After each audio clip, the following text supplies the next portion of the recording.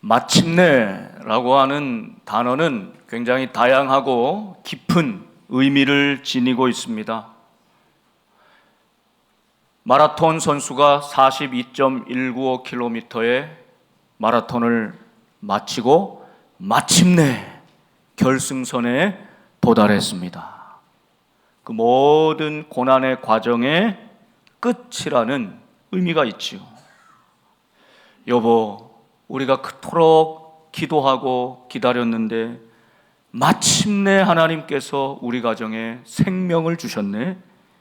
인내와 기다림 끝에 성취되는 열매를 뜻하기도 하죠. 우리가 볼 땐 다 알 수 없지만 하나님의 놀랍고 깊은 섭리가 담겨 있을 때도 한마디로 마침내. 애굽에 노예되었던 백성들이 광야에 훈련받은 40년 동안 지내던 이스라엘 백성이 마침내 가나안 땅에 들어가게 되는 것. 하나님의 인도와 섭리인 것이죠. 오늘 유라굴로 광풍을 지나고 44절 마지막 말씀을 보면 아주 적절하고 어울리는 단어 마침내가 등장합니다. 마침내 사람들이 다 상륙하여 구조되니라. 아멘. 유라굴로 광풍을 지나고 마침내 미결수로 죄수로 붙잡혀 있던 바울이 마침내 하나님 말씀을 믿고 이 배의 중심이 되어 모든 사람들을 살려내게 되었다. 세미하여 들리지 않던 하나님의 음성이 마침내 그 하나님의 말씀대로 이루어져서 276명이 전부 다 구조되니라.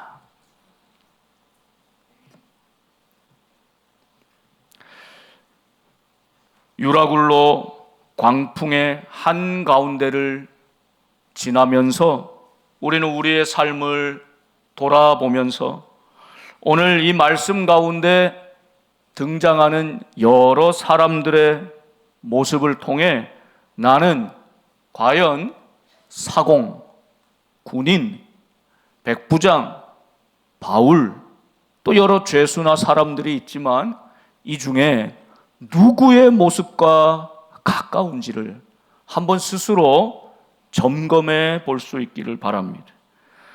여러분, 모든 고난과 또 모든 재난과 재해를 당할 때 보통은 부유한 사람, 정보를 빨리 알고 있는 사람, 강한 자들이 유리합니다.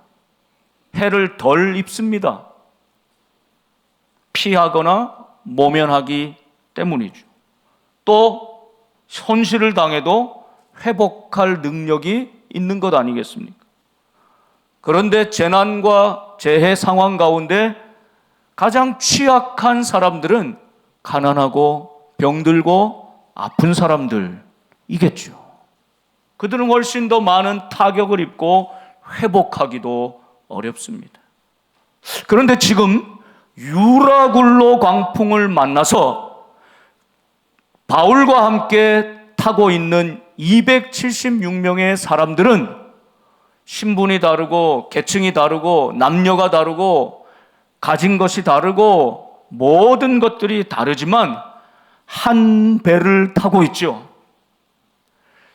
죽느냐 사느냐 하는 이 엄청난 절대적인 위기 앞에서는 모두 다 지금 똑같은 처지인 것입니다.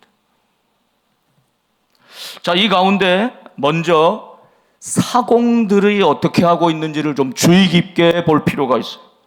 27절 말씀. 열나흘째 되는 날 밤에 우리가 아드리아 바다에서 이리저리 쫓겨가다가 자정쯤 되어 누가?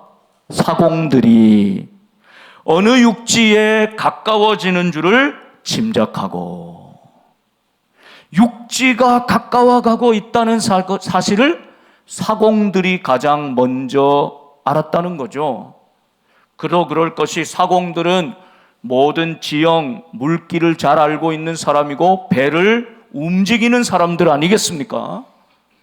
이 사공들이 이 시간이 얼마나 흘렀는지도 모르는 유라굴로 광풍에 정신이 혼미한 이 상황 가운데서도 이제 가만히 보니 어느 육지에 점점 가까워가고 있음을 알아차린 것입니다. 가장 먼저 정보를 가지게 된 것입니다. 이 배를 움직이는 전문가들입니다. 근데 이 사람들이 어떤 행동을 하고 있습니까? 20길, 15길 점점 가까워 갑니다. 암초에 혹시 걸릴까봐 고물은 배의 뒤편을 선미를 가리키는 순우리말입니다. 그리고 이물은 반대로 선수, 배 앞부분을 가리키는 순우리말이에요. 그러니까 배 뒷부분에 닻을 내리고 날이 새기를 고대하고 기다리고 있습니다. 왜 이렇게 날이 새기를 고대하고 있을까요? 모든 백성들을 이제 상륙시키고 구조하기 위해서입니까? 그게 아니었어요. 30절 말씀 보면 사공들이 도망하고자 하여 이물에서 닻을 내리는 채 하고 사람들의 눈을 속이고 기만하고 있는 겁니다. 닻을 내리는 것처럼 열심히 일하는 것처럼 하면서 사실은 거룻배를 바다에 내려놓았다. 거룻배는 구명보트라고요. 이제 육지가 점점 가까이 다가오는 걸 보니까 우리가 먼저 살아야 되겠다, 이 마음을 가지고 도망하여 사람들을 다 속이고 우리가 거룻배 구명보트를 타고 먼저 도망하자라고 판단한 것입니다.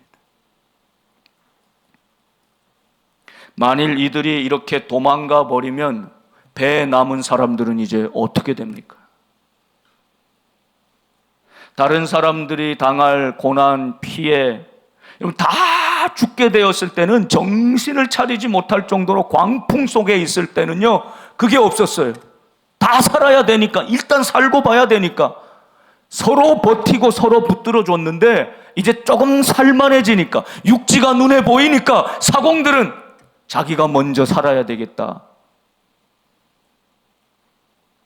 책임을 져야 될 사람들, 배를 움직여야 될 사람들이 그 책임을 회피하고 도망칠 생각을 지금 하고 있는 것입니다.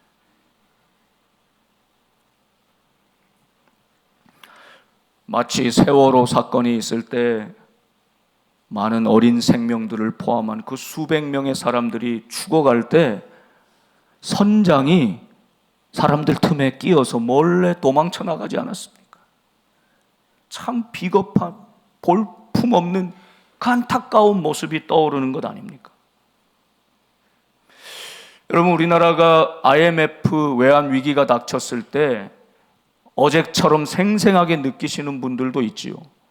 나라가 파산에 이르고 기업이 줄도산을 이루고, 그래서 성실하게 열심히 땀 흘리며 살던 많은 사람들이 하루아침에 해고되고 길거리에 내몰리고 집을 잃고 노숙자 신세가 되지 않았습니까? 이 엄청난 유라굴로의 광풍 속에서 여러분, 강남의 룸살롱에는 이 정보를 미리 알아서 오히려 자신이 유리하게 시세 차익을 누리면서 그렇게 더 돈을 벌 수 있는 좋은 기회로 삼는 사람들이 함께 모여서 건배사를 외쳤답니다. 그 건배사가 무엇이었을까요? 이대로입니다. 이대로. 사람들은 죽어가도, 수많은 백성들은 피눈물을 흘려도 우리는 자손 만대로 번성할 수 있는 기회, 이대로 쭉 가자, 이대로.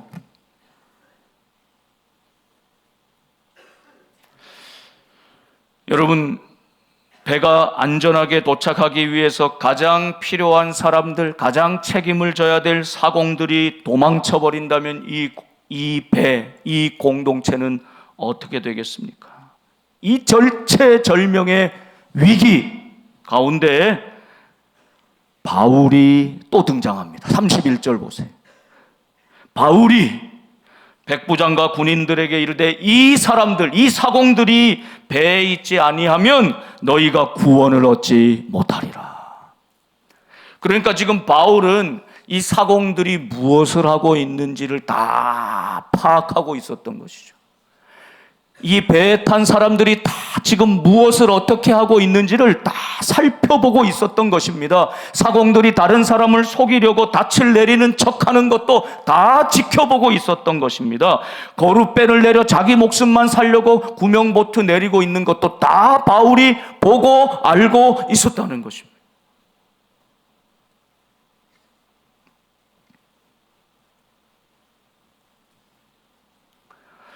여러분, 우리가 IMF를 극복할 때도 지도자의 판단력, 결단, 그리고 이 나라를 정말 살린 것은 이름도 없는 수많은 국민들이 자녀들 주려고, 중요할 때 쓰려고 가지고 있었던 금부치들 다 내어놓고 온 나라가 그렇게 힘을 모을 때 유라굴로 광풍 지나가게 된 것 아닙니까?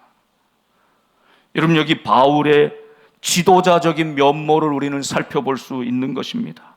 다 알고 보고 살펴보고 간파하고 있었던 것입니다. 바울이 만일 그 사공들의 움직임을 파악하지 못하고 사공들이 그저 구명보트 타고 도망가 버렸으면 이 배에 남은 사람들은 어찌 되었을까요?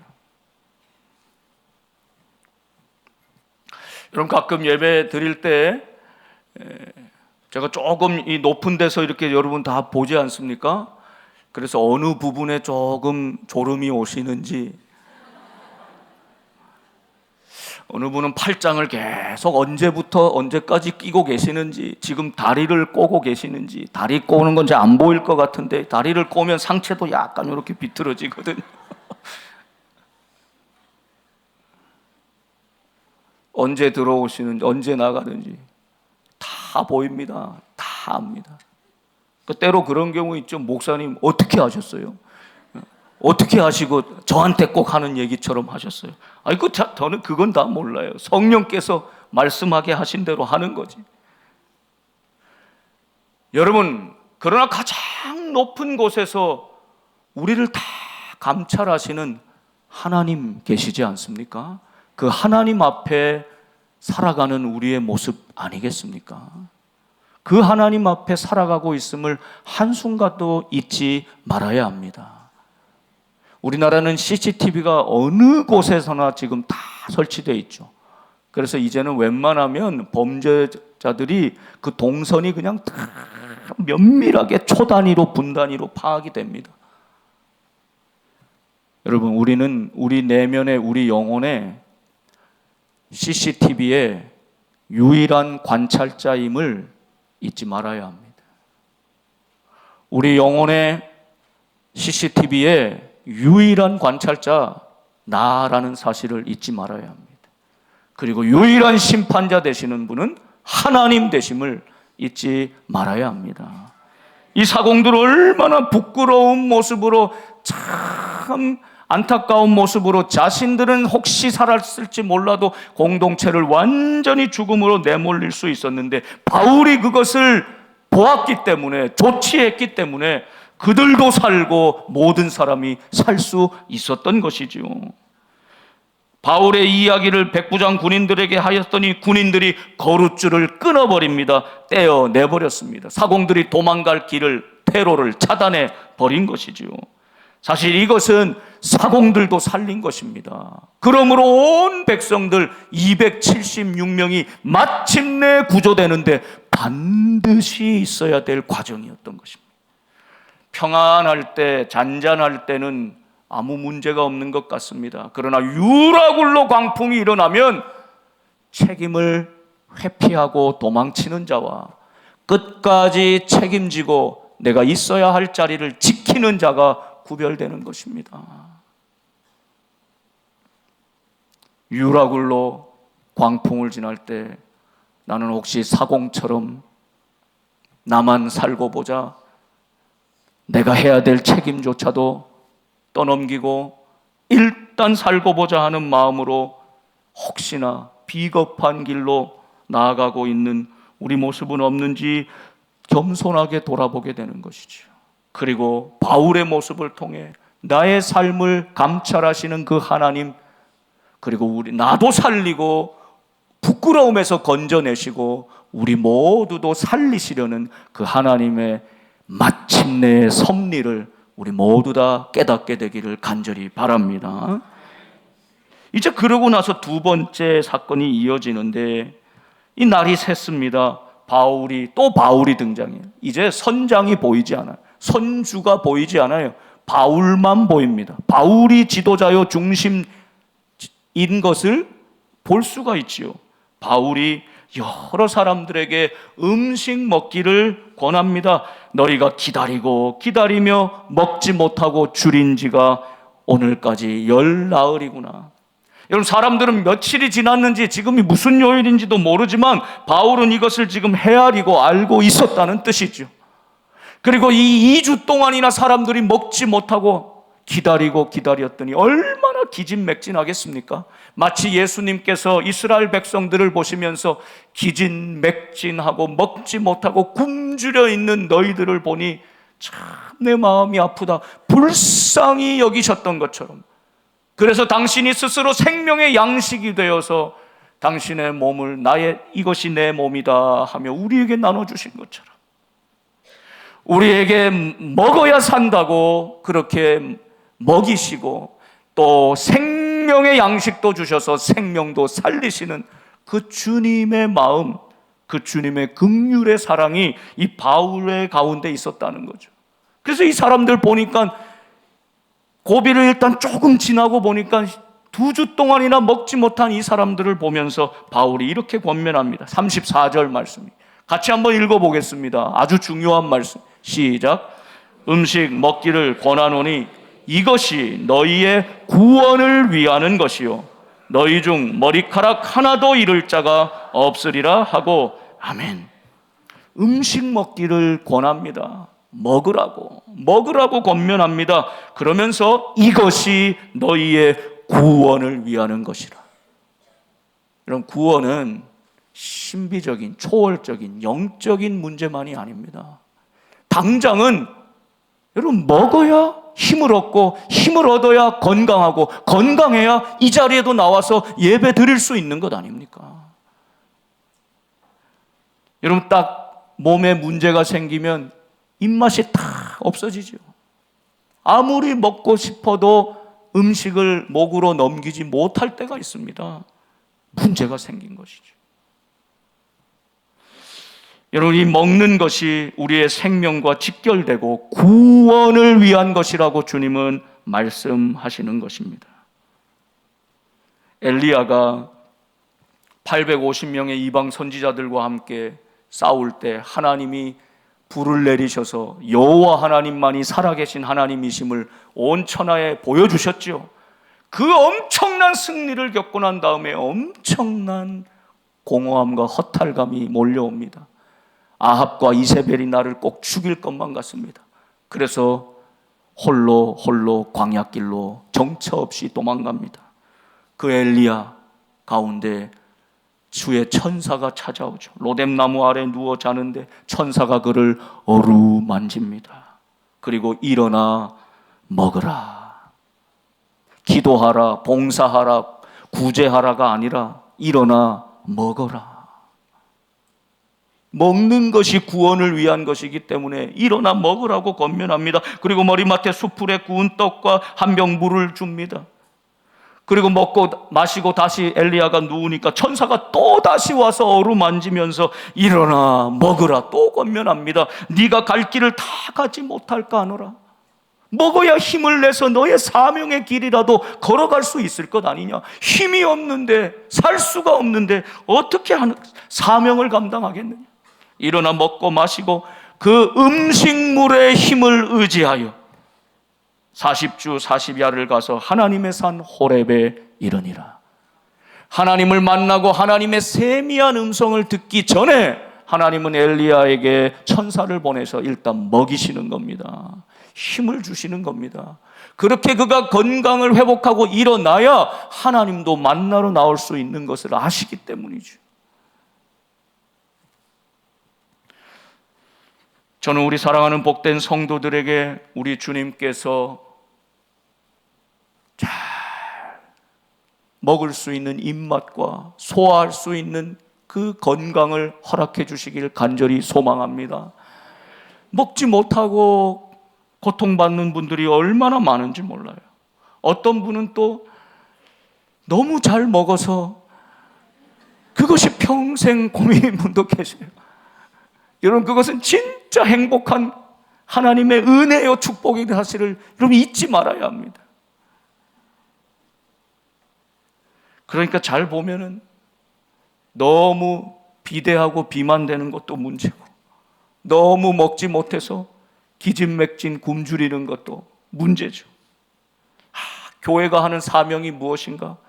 주님께서 하신 것처럼, 지금 바울이 하고 있는 것처럼 먹이고 힘을 주고 생명의 양식을 주고 공급해서 우리 모든 성도들이 잘 먹고 힘을 내서 하나님 만나고 예배하고 하나님의 은혜 가운데 건강하고 복된 삶을 누리게 되는 것, 이것이 우리의 사명인 줄 믿습니다. 우리 온 성도들이 그렇게 건강한 믿음의 사람들 되시기를, 다 구원받는 주의 백성들 되시기를 축복합니다.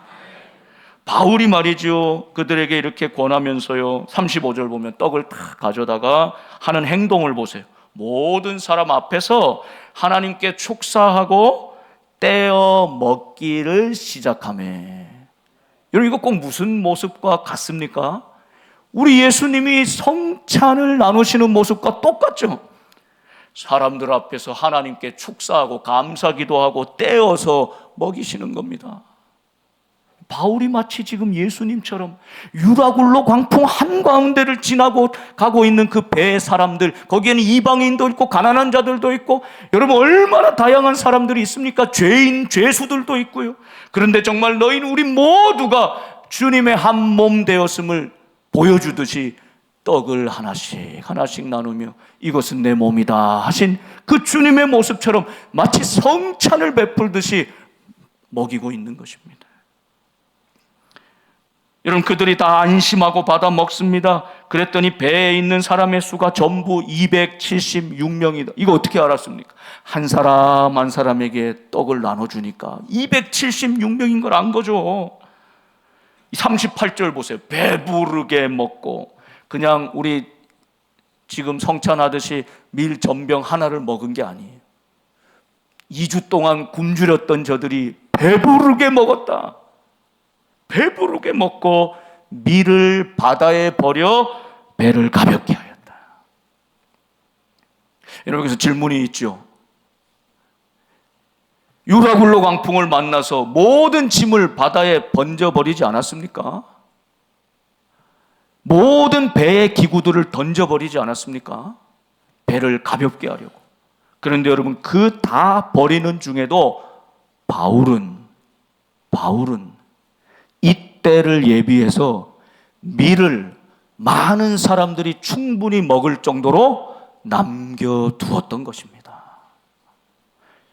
바울이 이 지혜로 준비하지 않았다면 유라굴로 광풍에 지치고 2주 동안 먹지도 못한 사람들이 나중에 헤엄쳐서 상륙하는 가능했을까요? 헤엄치다 다 죽었을지 몰라요. 놀라운 하나님의 지혜, 하나님의 놀라운 섭리였던 것입니다. 여러분, 마치 요셉이 7년 풍년의 시기에 식량을 잘 비축해 두었다가 7년 대기근이 났을 때 수많은 사람들을 살린 것처럼, 그 수많은 사람들에는 사랑하는 아버지, 사랑하는 형제들, 모든 이스라엘 백성들이 포함되어 있는 것 아닙니까? 요셉은 억울하고 이해할 수 없는 누명의 연속의 삶을 살았지만 하나님의 섭리는 그를 먼저 보내셔서 다 죽을 수밖에 없는 이 기근의 위기로부터, 유라굴로의 광풍으로부터 건져내 주신 것입니다. 살려주신 것입니다. 지금 당장 볼 때는 이해되지 않는다 할지라도 마침내 하나님께서 우리를 통하여 다 구원받게 하시는 이 놀라운 은혜가 저와 여러분의 가정에, 우리 교회에, 이 지역에, 이 나라에 넘쳐날 수 있길 간절히 소망합니다. 여러분, 오늘 우리는 요셉과 같아야 합니다. 바울과 같아야 합니다. 버린다고 다 버리는 것이 아니라 가장 소중한 것을 남겨서 일단 이 사람들을 먹여야 살리니 그것들을 잘 준비하는 것, 우리 다음 세대 자녀들을 먹일 것, 저들에게 풍성히 나누어 줄 수 있는 것들을 준비하고 지혜롭게 모으는 믿음의 사람들이 있을 때 다 구조되는 역사가 있는 것이죠. 마지막 그 다음 부분은요, 이제 상륙하는 과정인데 이 부분이 자세하게 묘사가 되어 있습니다. 왜 그럴까요? 여러분, 끝까지 방심하면 안 되기 때문입니다. 이제 육지가 보이고 조금만 더 가면 된다. 이제 좀 살았다. 아이고, 이제 우리 살았다. 안심하고 방심하는 순간 사고가 나기 쉽죠. 비행기도 여러분, 이륙할 때보다 바짝 긴장하고 이륙할 때 다 조심조심 하는데 착륙할 때 훨씬 더 위험하고 훨씬 더 중요하다는 사실을 압니까? 여러분, 우리 인생이 오르막을 오를 때는 힘써서 애써서 올라가지만 내리막 술술술술술 내려갈 때 편안하다고 그냥 내려가다 보면 자칫 잘못해 실족해 넘어져서 큰 상처를 입을 때가 있지요. 처음보다 마지막 끝을 어떻게 맺는가가 너무나 중요하기 때문에 이 과정을 상세하게 지금 보여주고 있는 것입니다. 닻을 내리고 키를 풀어서 늦추면서 돛을 달아서 이제 바람에 맞춰서 점점 해안을 향해 들어갑니다. 배를 이제 걸어야 되는데 이물 앞부분은 딱 붙어갖고 움직일 수가 없게 됐고 고물 뒷부분은 큰 물결이 계속 와서 치니까 깨져갑니다. 지금 배가 딱 끼어가지고 앞으로도 못 가고 뒤는 깨져가는 것입니다. 이러다가는 파선되기 십상이죠. 마지막 위기가 또 찾아온 겁니다. 여러분, 이때 군인들은 어떻게 하는가 한번 보세요. 42절. 군인들은 죄수가 헤엄쳐서 도망할까 하여 여기에 관심이 있습니다. 죄수가 도망가 버리면 누구 책임이? 군인들 책임. 죄수를 지켜야 되는 군인들 책임이죠. 그러니까 어차피 물에 빠져 죽거나 칼에 맞아 죽거나 마찬가지니까 죄수들이 도망가기 전에 차라리 우리 칼로 쳐서 다 죽여버립시다. 군인들의 관심은 내가 책임을 면하는 데 관심이 있습니다. 그러기 위해서는 죄수들은 죽어도 마땅한 사람이니 그냥 죽여버립시다, 이렇게 생각합니다. 여러분, 유라굴로 광풍을 지날 때 책임을 피하는 사람, 끝까지 책임을 지는 사람이 있듯이 죽이려고 하는 사람, 그리고 내가 이익을 얻으려는 사람, 약탈해서라도 내가 이 기회를 챙기려는 사람이 있는가 하면 그 죽음을 막고 생명을 하나라도 더 건지려는 사람이 있습니다. 그가 백부장이었어요.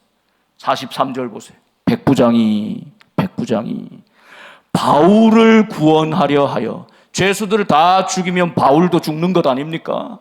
백부장은 그 옆에서 바울이 누구인가를 똑똑히 보았습니다. 바울과 함께 하시는 하나님을 보았습니다. 이 사람은 보통 사람이 아니다. 이 사람이 없었으면 우리는 다 죽었다. 백부장은 분명히 목격했습니다. 그래서 백부장은 이 바울 한 사람 살려야 된다. 바울을 구원하려 하여 군인들의 뜻을 막습니다. 또 군인들의 좋은 점은 뭐예요? 백부장이 명령하니까 그대로 지키는 거죠. 끝까지 아니요, 죽여야 됩니다 하지 않고 그 뜻에 따르는 것입니다. 여러분, 이것이 마지막 위기를 넘어서 모두 다 구조되는 마침내 역사를 이루게 된 것입니다. 헤엄칠 줄 아는 사람들은 오히려 명해서 스스로 헤엄쳐서 육지에 먼저 나가게 하자. 어떤 사람은 널조각을, 어떤 사람은 배 물건을 붙들고 모든 사람들이, 거기 가난한 사람, 연약한 사람, 병든 사람, 아픈 사람 다 있었을 텐데 그걸 다 붙들고 다 상륙하게 되는 것이죠. 44절 마지막은 참 감격스럽습니다. 마침내 사람들이 다 상륙하여 구조되니라. 할렐루야.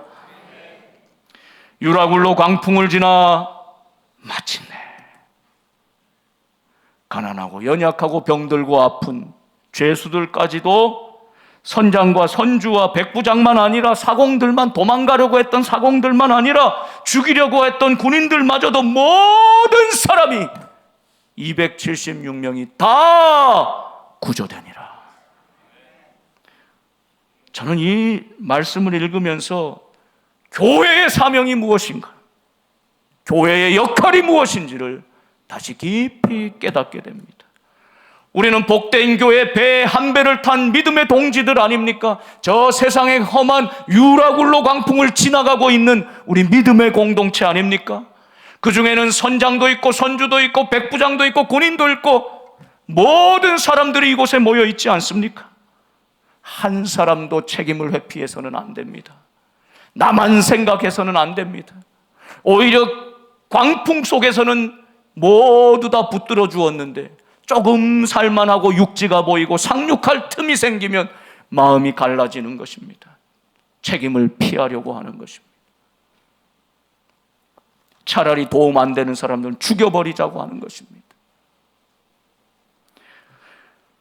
그러나 하나님께서는 마침내 우리 복된 교회 홀을 통하여 우리 안에 있는 모든 사람도 다 구조됐을 뿐만 아니라 구원받았을 뿐만 아니라 더 죽어가는 세상의 사람들도 다 구원받게 하는 구원의 방주로 사용해 주실 줄 믿습니다. 마침내 사랑하는 여러분, 여러분의 삶에도 하나님의 뜻이 반드시 이루어질 그 시간 그때를 바라보며 기다릴 수 있기를 바랍니다. 참아내고 버틸 수 있기를 바랍니다. 광풍은 지나고 마침내 하나님 말씀대로, 하나님 약속대로 모두 다 구조되는 생명의 역사가 일어날 것입니다. 마침내 일개 죄수에 불과했던 바울은 이 모든 사람들의 생명의 은인이 되죠. 이제 로마로 간 다음에 이 다양한 사람들이 바울의 사역의 복음 전파의 조력자들이 되는 것입니다. 그들의 생명을 바울의 손에 붙여주신 이유가 되는 것이죠. 무엇보다 중요한 것, 무시했던 하나님의 말씀, 들리지 않았던 하나님의 음성이 바울을 통해서 그 배에 탄 모든 사람들의 귀에 들리게 되고 눈에 보이게 된 것입니다. 마침내 그들이 다 상륙하여 구조되니라. 이 놀라운 역사가 저와 여러분 가운데 우리 복된 교회를 통해 이루어지기를 간절히 축복합니다. 기도하겠습니다.